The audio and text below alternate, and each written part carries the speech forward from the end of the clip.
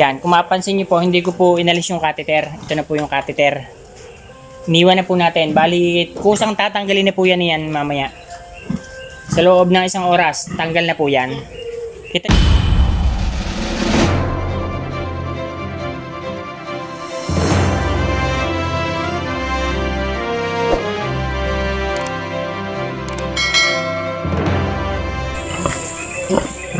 Guys, ito na nga po ngayon ay panlimang araw na nitong ating baboy na naglalandi. Yan. Kita nyo po, kung kita nyo po, ito pakupis na. Yan. Mas maganda po yung pakupis na kaysa sa doon sa pagang pagapa. At ito po, base po sa aking karanasan, pagka ganito po na pakupis na, mas nagiging positive po ang resulta ng ating sumpit. Yan. Pero ito pong baboy na ito ay medyo parang silent hitter. Hindi po siya nag-iingay. Lagi lang siyang tulog. Isa pa, wala pong fluid. Pero meron pong kaunti na malagkit-lagkit. Susubukan po natin kung magtutuloy. Hindi ko po nakitaan ng fluid. So ito po namang isang ito, naglandi na din po.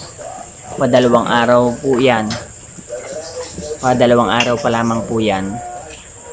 So pero ito po ay paatras na ngayon, medyo kumukulubot na yung kanyang ari. Mas maganda po yan kaysa sa doon sa pagampaga ang ari. Yan po, oh. Kita nyo po, laging tumitilig.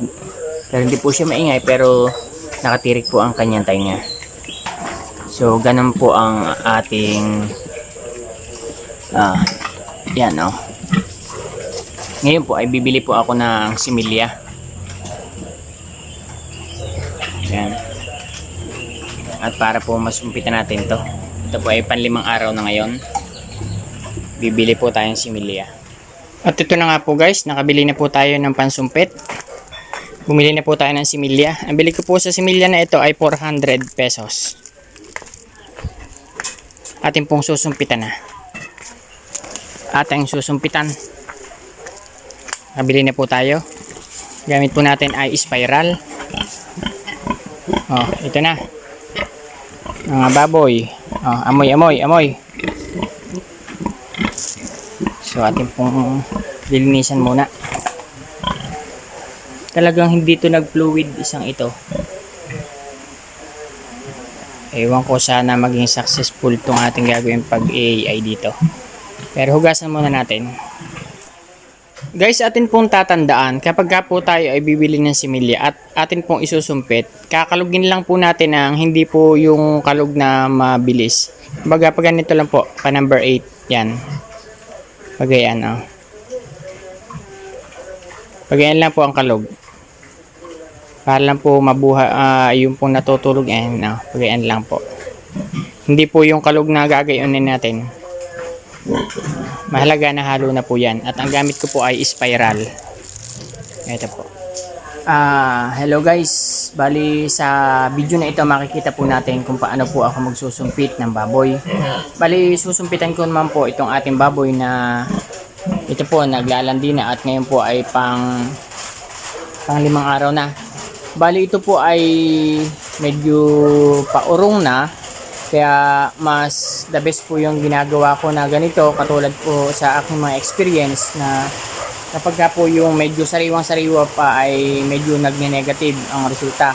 Pero kapag ka po tayo ay nagsumpit na ganitong patras na, katulad po niyan, medyo kupis na, yan po ay mas malaki po ang chance na magtuloy. So kita niyo po itong isa, naglalandi na din, oh. Naglalandi na din po.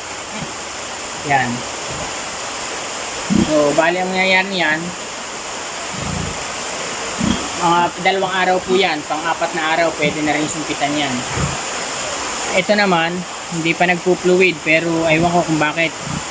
Pero itatry din po natin, susumpitan na din po natin kasi patras na po yan eh. Inintay ko po na inintay, hindi naman nag-fluid. Ito, malaki na, kahapon maliit pa, kahapon pula pa lang, ngayon malaki na. So, tara po, ating susumpitan. Ating pong susumpitan na. So yan po, ating pong susumpitan. Bali, tuturo ko po ang pag-insert po nito. Pagka po tayo nagbukas nito, huwag po natin tatanggalin lahat ng plastic. Bali, bubuksan lang po muna natin yung ganyan. Para yung pong hawakan natin, may plastic pa din kasi ipapasok po natin to para hindi po magkaroon ng bakterya. Ano po? Una po, papasok po natin to. Atin pong paiikutin to pakaliwa. Yan. Pakaliwa. Tingnan niyo po yung gagawin ko. Pag nahawakan po natin dito, atin pong papasok medyo pataas ng kaunti. Medyo pataas ng kaunti. Yan. Then, medyo atin pong paiikutin pakaliwa. Yan. Hindi nyo lang po masyadong napapansin kasi malayo ang camera. So, bali ito po ay iniikot ko pakaliwa.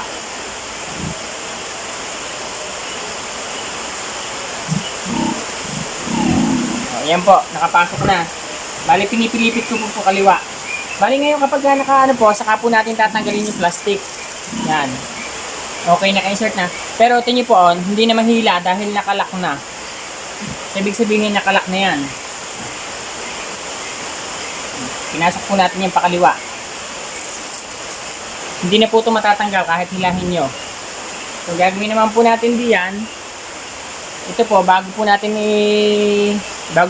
to ilagay, kakalugin po natin. Pero ang pagkakalug po natin, paganto lang. Gaganto lang. Yan. Pa number 8. Para hindi po yung natutulog na similya ay magising. At then, atin na pong ilalagay doon. Pero huwag po natin pipisilin. Kasi pag pinisil po natin, mag-overflow po yan, magbabackflow. Magkakahangin po sa loob. Atin pong ipasok na. Yan. So yan po, kusa na po siyang papasok sa loob ng papasok yung similya. Huwag po nating pipisilin kasi pagka po nagpisil natin, magkakaroon po ng backflow. Pwede po nating, pagka hindi pinapasok, pwede nating galawin ng kaunti ang catheter, ibalik natin ng kaunti sa kanan para naka-block na, para matanggal yung block doon sa dulo. Nasasaraduhan lang po yun. Sa ngayon, kita po natin, oh, hinihigot na po siya. Kita nyo po na pingkot na po ito, oh. Kita nyo po ito, pingkot na.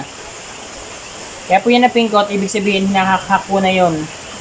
Hinahak-hak po ng nito, kaya nawawalan, kaya po nakukumpit na itong ating lagyan ng similya. Hanggang sa maubos po yan. Bali, huwag po natin pipisilin. Kapag pinisil po natin, ulit ko, magbabackflow po. Ang iba, sumasakay po dito kapag nagsusumpit o nag-AI, sumasakay. So dahil medyo madumi po ngayon at ako nakapantalon, ay hindi ko po masasakyan. Pero okay naman po yun. Okay lang po yan. Mahalaga po, may pasok po natin itong similya na hindi po natatapon. Okay din lang naman kahit medyo matapon na kaunti kasi ito naman po ay milyon naman po ang similya nito. Isang patak lang po nito ay madami na. Basta ang tinitingnan lang po diyan kung may makatagpo na similya ng babae. Hindi na po baling mag-intay itong similya ng lalaki sa loob ng matres para po pag may nag-ovulate po yung babae, may madadatnan po doon na similya ng lalaki na kaparehas po nila. Kita niyo po itong isang ito, oh, pulang-pula na rin. Baka ito pwede nang sumpitan bukas o kaya sa after a day pa. Bali, dadalawang araw pa lang po yun eh. Patatlo pa lang bukas. Maganda kung mga 4 to 5 days. Pero depende, pag fluid na yan bukas 3 days, pwede na rin yan. Ito po, sinusumpitan kong ito ay hindi po nag-fluid. Iniintay ko po mag-fluid. Hanggang sa ngayon po ay hindi nag-fluid. So kapag ka po ganito na tumigil na ng hak-hak, pwede po natin yung hugutin uli ito para magkaroon ng hangin. Katulad po nito, tumigil. Tinanggal ko po, saka ko po uli papasok. Kasi pingkot na po yun. At ngayon, hinahak-hak na po uli. So bali, hindi po kinakailangang ipagmadali ang pagsusumpit. Huwag po natin pipisilin. Pagka pinisil natin, magkakahangin yung matres niya. Tatapon lamang ito. Mamaya kang higa. Bangon muna.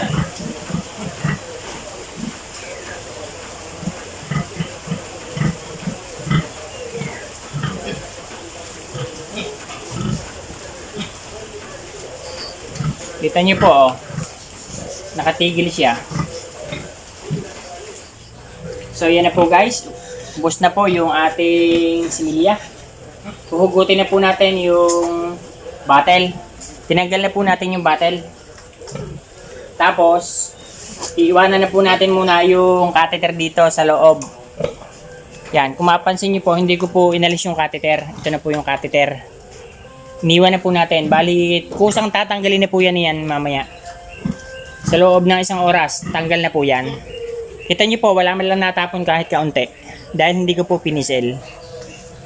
So, yan lang po ang ilang tips sa ating pag-AI. Maraming salamat po sa panonood.